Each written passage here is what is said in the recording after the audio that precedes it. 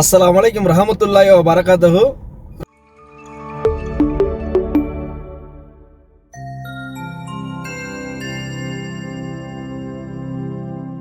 Friends எல்லாரும் எப்படி இருக்கீங்க? நல்லா இருக்கீங்களா?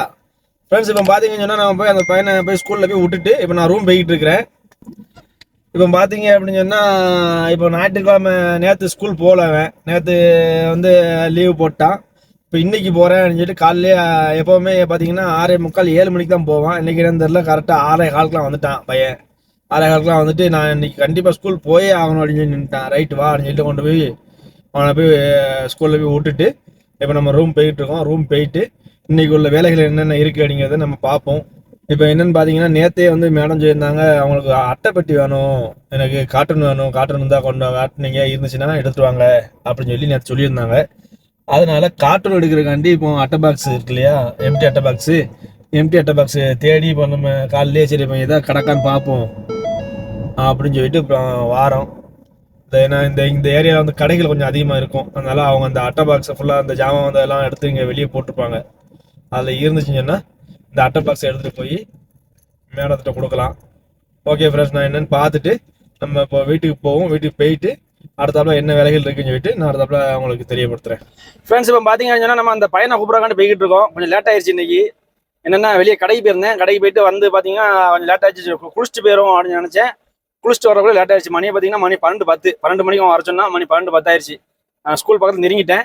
ஓகே, இப்போ டிராஃபிக்காக இருக்குது. இந்த ஏரியா ஃபுல்லாக டிராஃபிக்காக தான் இருக்கும். சரியா, நான் இப்போ அவனை போய் கூப்பிட்டுட்டு அதுக்கப்புறம் என்ன அப்படிங்கிறத நான் அப்டேட் பண்ணுறேன். ஓகே ஃப்ரெண்ட்ஸ், இப்போ நமக்கு மத்தியானம் சாப்பாடு ரெடி வந்திருக்கு. அந்த பையனை போய் ஸ்கூலில் போய் கூப்பிட்டு வந்து விட்டாச்சு. என்னென்னா வரும்போது பார்த்தீங்கன்னா மெடிக்கல் போகணும்னு சொல்லிட்டான். அப்புறம் மெடிக்கலுக்குலாம் போயிட்டு கொண்டு வந்து விட்டேன். அவன் வீட்டுக்குள்ளே போயிட்டான். இப்போ சரி அவன் வீட்டுக்குள்ளே போயிட்டான்னு நினச்சேன். அதுக்குள்ளேயும் பார்த்தீங்கன்னா ஓனர் வந்துட்டாப்ல. ஓனர் வந்து இந்த மாதிரி நீச்சல் குளம் உள்ள வீட்டில் நீச்சல் குளம் இருக்கு இல்லையா, அந்த நீச்சல் குளத்துக்கு வந்து இது வருது, டேங்கர் லாரி வருது, வந்துச்சுன்னா அந்த ஓசை கொண்டு போய் உள்ளே போட்டு தண்ணி நிறைச்சி விடுங்க நீச்சல் குளத்துக்கு அப்படின்னு சொல்லி ஓனர் ஒரு வேலை கொடுத்து போயிருக்காரு.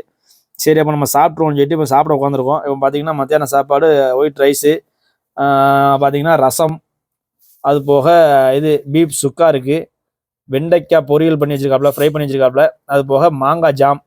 ஓகே, இன்னைக்கு இதுதான் நம்ம சாப்பாடு, மத்தியானம் சாப்பாடு. நம்ம அது போக பார்த்தீங்கன்னா மோர் இருக்குது, தயிர்.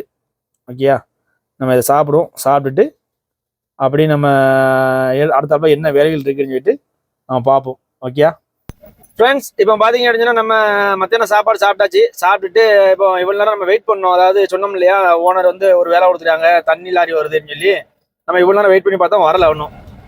கடைசியில் பார்த்தீங்க அப்படின்னா அப்புறம் இப்போ ஓனர் திருப்பி ஃபோன் பண்ணி கேட்டோம், அந்த மாதிரி தண்ணி லாரி நாங்கள் வெயிட் பண்ணி பார்த்தோம், வரல. ஆஸ்பத்திரிக்கு வந்து கொஞ்சம் போக வேண்டிய ஒய்ஃபுக்கு வந்து ஆஸ்பத்திரிக்கு அந்த நம்ம ஏற்கனவே அவங்கள்ட்ட சொல்லியிருப்பேன். அதாவது எப்படின்னா, நம்ம ஏற்கனவே போய் ஸ்கேன் பண்ணிட்டு வந்தோம் போய். அதாவது எமாமலை நம்ம அதாவது ஆப்ரேஷன் பண்ண ஹாஸ்பிட்டலில் ஸ்கேன் பண்ணியிருந்தோம். ஸ்கேன் பண்ணிட்டு பார்த்தீங்கன்னா இன்னைக்கு தான் நம்மளை வந்து அவங்க வர சொல்லியிருந்தாங்க. அந்த ரிப்போர்ட் வாங்கி நம்ம டாக்டர்கிட்ட காமிக்க வேண்டியிருக்கு. ஓகே, இப்போ அதை வாங்குறதுக்காண்டி இப்போ நம்ம போக வேண்டியிருக்கு. அது அப்பாயின்மெண்ட் 2 மணிக்கு அப்படின்ட்டு நம்ம ஃபோன் நினச்சிருந்தோம். அதுக்குள்ளேயுமே பார்த்தீங்கன்னா ஓனர் வேலை கொடுத்துருந்தாங்களா. சரின்ட்டு இப்போ சொன்னோம், அந்த மாதிரி வரல, அதனால நாங்கள் போக வேண்டியிருக்குன்னு சொன்னோடனே சரி ஒன்றும் பிரச்சனை இல்லை, நீங்கள் கிளம்புங்க அப்படின்னு சொல்லிட்டாப்ல. நான் என் மகனை வச்சு நான் பார்த்துக்கிறேன், என்ன அதாவது யாருன்னா நம்ம புது மாப்பிள்ள இருக்காருல, அவரை வச்சு நான் பார்த்துக்கிறேன், நீங்கள் கிளம்புங்க அப்படின்னு சொல்லிட்டாப்ல. அதனால இப்போ நம்ம வண்டியில் இப்போ கிளம்பிட்டோம் வெளியே. இப்போ பார்த்தீங்க அப்படின்னா நம்ம போயிட்டு இப்போ எப்படியும் இங்கேருந்து பார்த்தீங்கன்னா ஒரு 40 கிலோமீட்டர் ஆகும் போதுவங்க இங்கேருந்து நம்ம போகிறதுக்கு. இப்போ போயிட்டு அங்கே போயிட்டு என்ன சொல்கிறாங்க ஏன் சொல்கிறாங்கன்னு பார்த்துட்டு அப்படின்னு அதுக்கப்புறம் என்ன அப்படிங்க நான் அப்டேட் பண்ணுறேன். ஓகே ஃப்ரெண்ட்ஸ், இப்போ பார்த்தீங்க அப்படின்னா நம்ம வந்து ஹாஸ்பிட்டலுக்கு வந்தாச்சு. இருக்குல்ல லெஃப்ட் சைடில் இருக்குல்ல, இதுதான் ஹாஸ்பிட்டலு. ஓகே, இப்போ உள்ளே போயிட்டு அவங்க டாக்டர் ரிப்போர்ட்டை வாங்கிட்டு டாக்டர் போய் காமிச்சிட்டு அவங்க என்ன சொல்கிறாங்கன்னு சொல்லி பார்ப்போம். பார்த்துட்டு அப்படி நம்ம கிளம்ப வேண்டியதான். இங்கெல்லாம் விட முடியாது, இது அவ்வளோ இது நம்ம வேற இடத்த போய் பார்க்கிங் பண்ணி. சரி ஃப்ரெண்ட்ஸ், நான் உள்ளே போய் பார்த்துட்டு என்னென்னு அப்புறம் வந்து சொல்கிறேன். ஃப்ரெண்ட்ஸ், இந்த இடத்துல இதுதான் என்ட்ரன்ஸு. நம்ம இது உள்ளே போவோம். உள்ளே போயாச்சுன்னா நம்ம வந்து கேமரா பிடிக்க முடியாது. என்ன காரணம், உள்ள லேடிஸ் உள்ளே உட்காந்துருப்பாங்க, அதனால பிடிக்க முடியாது. நம்ம அது உள்ளே போயிட்டு இப்போ ஒய்ஃப் உள்ளே போயிட்டாப்புல. நம்ம உள்ளே போயிட்டு அவங்க டாக்டர் என்ன சொல்கிறாங்கன்ட்டு உள்ள கேட்போம். ஃப்ரெண்ட்ஸ், இப்போ பார்த்தீங்க அப்படின்னா நம்ம உள்ள ஹாஸ்பிட்டலில் போயிட்டு வந்தாச்சு. போயிட்டு வந்தோம்னா அவங்க டாக்டர் செக் பண்ணாங்க. செக் பண்ணிவிட்டு இன்னுமே அந்த சின்னதாக ஒரு கட்டி இன்னும் இருக்க தான் செய்யுது. அந்த கட்டி ஏன்னா ஏற்கனவே பார்த்தீங்கன்னா அந்த கட்டி இருக்குது, ஒரு 3 மாதம் அந்த மாத்திரை சாப்பிட்டா சரியாயிரும் அப்படிங்கிற மாதிரி அவங்க சொல்லுவாங்க. அதுக்கு தான் 3 மாதம் சாப்பிட்டுட்டு தான் ஸ்கேன் எடுத்தோம். ஸ்கேன் எடுத்து பார்த்ததில் திருப்பியுமே அந்த மாதிரி தான் இருக்குது. இன்னொரு 3 மாதம் சாப்பிடுங்க அப்படின்னு சொல்லிட்டு இன்னொரு 3 மாதத்துக்கு அந்த மாத்திரை எழுதி கொடுத்துருக்காங்க. அது போக அப்புறம் இன்னொரு கம்ப்ளைண்ட் இருந்துன்னு சொல்லி அதையும் சொன்ன உடனே அப்புறம் அதுக்கும் சேர்த்து இப்போ திருப்பி மாத்திரை எழுதி கொடுத்துருக்காங்க. அதான் இதை சாப்பிட்டு இன்னொரு 3 மாதம் கழிச்சு வாங்க, 3 மாதம் வரைக்கும் இந்த மாத்திரை இருக்கும், இந்த 3 மாதம் கழிச்சு வாங்க. வந்ததுக்கப்புறம் நம்ம திருப்பி அந்த அல்ட்ரா ஸ்கேனை வந்து திருப்பி இன்னொரு தடவை செக் பண்ணி பார்த்துக்கலாம், எடுத்து பார்த்துக்கலாம் அப்படின்னு சொல்லி திருப்பி 3 மாதம் கழிச்சு அப்பாயின்மெண்ட் போட்டு கொடுத்துருக்காங்க. 3 மாதம் கழிச்சு வர்றதுக்கு இப்போவுமே அப்பாயின்மெண்ட் போட்டு கொடுத்துருக்காங்க. இன்ஷால்லா நம்ம இப்போ வெளியே வந்தாச்சு. இப்போ நான் இந்த இடத்துல ஆஸ்பத்திரிக்கு வெளியே நிற்கிறேன்.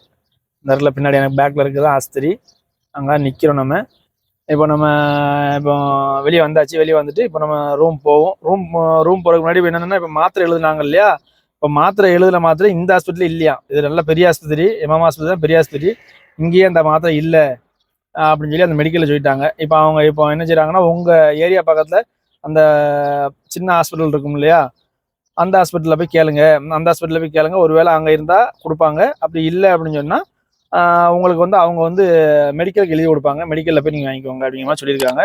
நம்ம போயிட்டு அங்கே நம்ம ஏரியா பக்கத்தில் இருக்கிற அந்த ஆஸ்பத்திரிக்கு உங்களை ஃபஸ்ட்டு போயிட்டு அவங்க என்ன சொல்கிறாங்கன்னு சொல்லிட்டு பார்ப்போம். ஓகே ஃப்ரெண்ட்ஸ், நம்ம இப்போ கிளம்ப வேண்டியதான். அதுக்கப்புறம் நம்ம அங்கே போயிட்டு அவங்க என்ன அப்படிங்கிறத நான் அப்டேட் பண்ணுறேன். ஓகே ஃப்ரெண்ட்ஸ், இப்போ பார்த்தீங்கன்னா நம்ம வந்து இந்த ஹாஸ்பிட்டலுக்கு வந்திருக்கோம். அதாவது இந்த ஹாஸ்பிட்டலோட பேர் என்னன்னு பார்த்தீங்கன்னா அல் கதீர். தர்லியா போர்டு தெரியுதா உங்களுக்கு? அல் கதீர் அப்படின்னு சொல்லி ஒரு ஹாஸ்பிட்டலு. இது வந்து நம்ம ஏரியா பக்கத்தில் இருக்குது. இது அநேகமாக ஒரு 10 கிலோமீட்டருக்குள்ளே இருக்கும். ஓகே, இப்போ நம்ம வந்திருக்கோம். இப்போ ஒய்ஃப் உள்ளே போயிருக்காப்புல அந்த மாத்திரையை, அந்த சீட்டை கையை காமிச்சு மாத்திரையை வாங்குறதுக்கு. இப்போ அவங்க என்ன சொல்கிறாங்கன்னு சொல்லி பார்ப்போம். ஏன்னா இவங்க வந்து நம்ம இங்கே வந்து அப்பாயின்மெண்ட் எடுத்து இது பண்ணாங்கன்னா அது வேற மாதிரி இருக்கும். இப்போ இவங்க என்ன சொல்கிறது, இப்போ நம்ம டைரெக்டாக இங்கே அவங்க எழுதி கொடுத்து இங்கே வந்திருக்கோமா, இவங்க என்ன சொல்கிறாங்கன்னு தெரில. சரி, உள்ளே போய் பார்த்துட்டு வரணும். பார்த்துட்டு வந்ததுக்கப்புறம் நம்ம என்ன அப்படிங்கிறது நான் அப்டேட் பண்ணுறேன். ஃப்ரெண்ட்ஸ், இப்போ பார்த்தீங்க அப்படின்னா நம்ம இப்போ தான் வீட்டுக்கு வந்து நிற்கிறோம். அதாவது பார்த்தீங்கன்னா நம்ம அந்த ஆஸ்பத்திரி போயிருந்தோம் இல்லையா, அந்த அல்கதிர் போயிருந்தோம்ல, அல்கதிரில் போயிட்டு அவங்க செக் பண்ணாங்க. அங்கேயும் போய் உள்ளே போய் செக் பண்ணி அவங்க ஹிந்திக்காரங்க டாக்டர் இருந்தாங்க உள்ளே. அப்புறம் அவங்க செக் பண்ணியிருக்காங்க. செக் பண்ணி ஃபுல்லாக எல்லாமே செக் பண்ணி பார்த்துட்டு இப்போ நம்ம இங்கேருந்து எழுதி வாங்கிட்டு போகிறோம் இல்லையா மாத்திரை, அந்த மாத்திரையில் ஒரு மாத்திரை இங்கே இல்லைன்ட்டாங்க. ஒரு மாத்திரை நம்ம இங்கே கிடையாது.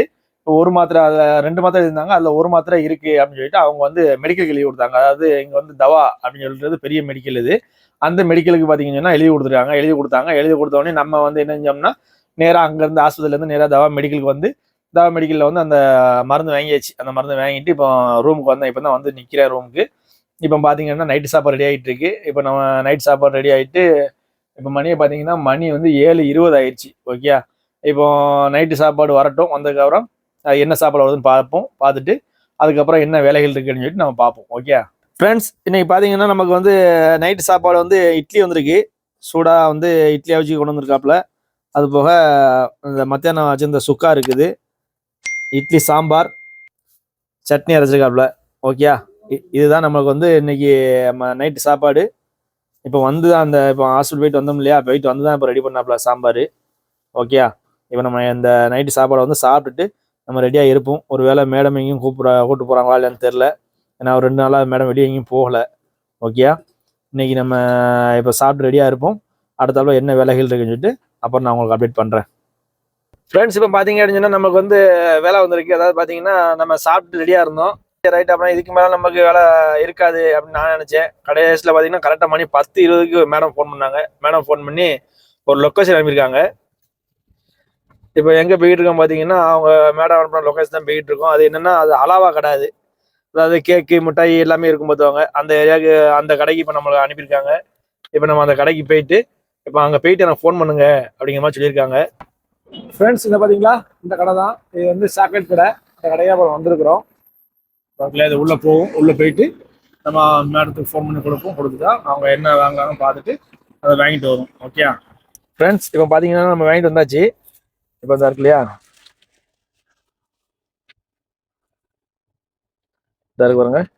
இந்த மிட்டாய் தான் வாங்க அனுப்புனாங்க. இது வந்து சாக்லேட்டு. ஓகே, இதை வாங்கியாச்சு. இதோட ரேட்டு பார்த்தீங்கன்னா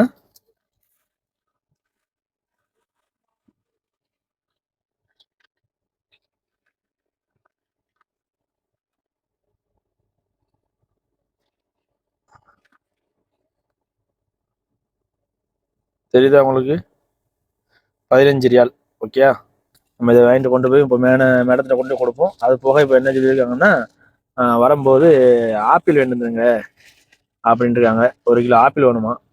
ஓகே, இப்போ 1 கிலோ ஆப்பிளையும் போகிற வழியில வாங்கிட்டு அப்படியே கிளம்ப வேண்டியதான். இதுக்கப்புறம் வேற எதுவும் விலைகள் சொல்லுவாங்களா அப்படின்ட்டு பார்ப்போம். ஃப்ரெண்ட்ஸ் இப்போ பார்த்தீங்கன்னா நான் பழக்கடைக்கு வந்துட்டோம். பழக்கடைக்குள்ளே போயிட்டு அவங்க சொன்ன ஆப்பிள் வாங்கிட்டு போவோம்.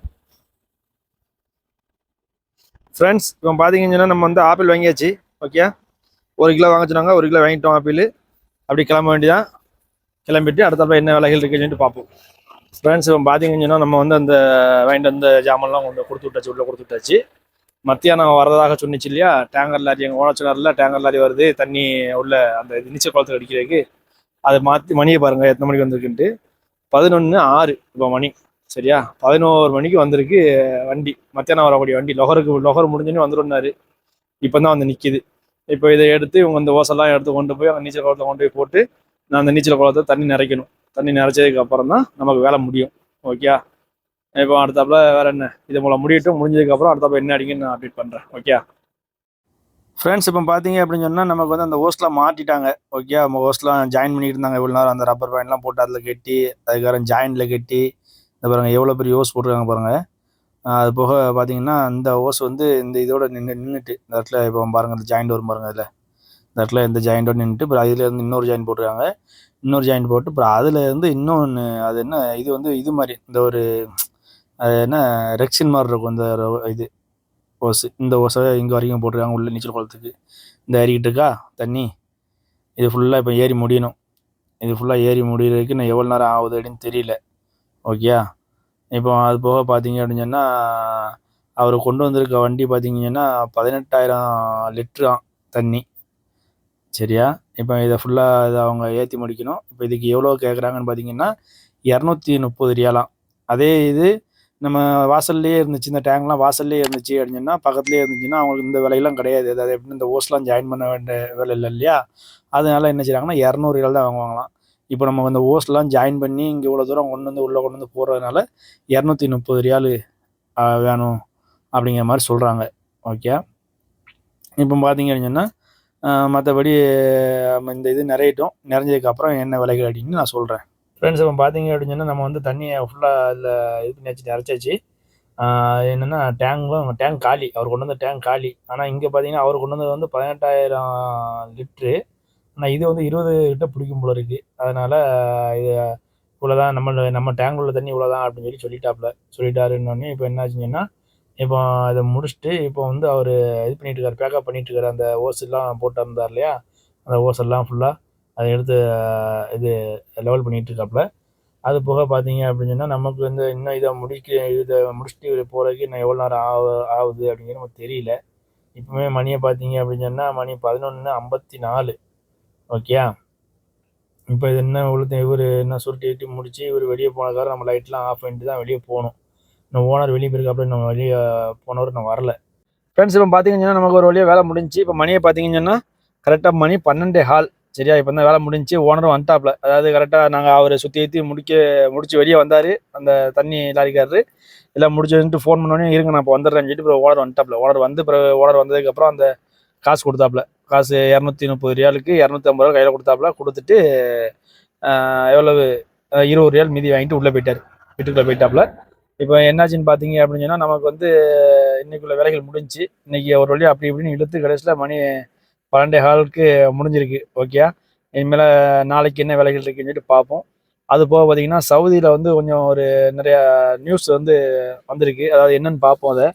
அதாவது பார்த்தீங்கன்னு சொன்னால் ஹஜ்ஜி பெர்மிட்டு, அதாவது ஹஜ்ஜி பெர்மிட்டு வைத்திருப்பவர்களை தவிர மற்றவர்களுக்கு மே 24 முதல் ஜூன் 26 வரை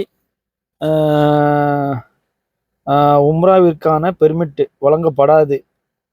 ஓகேயா, ஹஜ்ஜு மற்றும் உம்ரா அமைச்சகம் இந்த நாட்களில் மற்றவர்கள் உம்ரா செய்ய முடியாது என்பது குறிப்பிடத்தக்கது. ஓகேயா, அப்படின்ட்டு ஒரு நியூஸ் வந்திருக்கு. நான் இதை வந்து டிஸ்பிளேல நான் இதில் போடுறேன். ஓகே, நீங்கள் பார்த்துக்கோங்க. ஓகே, அது போக பார்த்தீங்கன்னு சொன்னால் இன்னொரு நியூஸ் என்ன அப்படின்னு பார்த்தீங்கன்னா வெளிநாட்டில் உள்ள தமிழர்கள் அயலக தமிழர் நல வாரியத்தில் உறுப்பினராக பதிவு செய்ய தமிழ்நாடு அரசு அழைப்பு விடுத்துள்ளது.